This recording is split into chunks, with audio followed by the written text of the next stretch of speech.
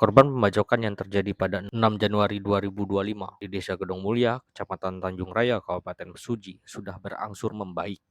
Diketahui jika korban pembacokan itu bernama Marwis, warga dusun Pasir Intan, Desa Sungai Badak, Kecamatan Mesuji, Kabupaten Mesuji, yang saat ini menjalani perawatan di Rumah Sakit Umum Daerah atau RSUD Raga Bagai Caram, Mesuji.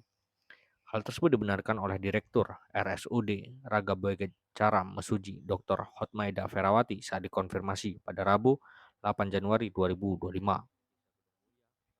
Dr. Hoti sapaan akrabnya menyebut kondisi pasien saat ini sudah mulai membaik dan rencananya pada hari ini akan dipulangkan.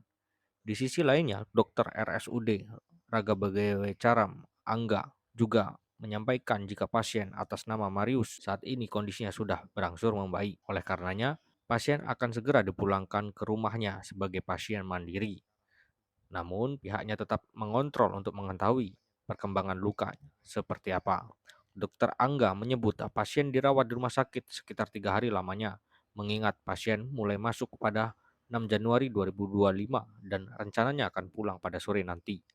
Dijelaskan Dokter Angga, waktu tiba di IGD RSUD Raga Bagai Caram, korban dalam kondisi luka di bagian kepala dan tangannya. Setelah itu langsung ditangani dan dimasukkan ke dalam ruang operasi. Tindakan itu dilakukan karena korban mengalami luka lebar dan dalam.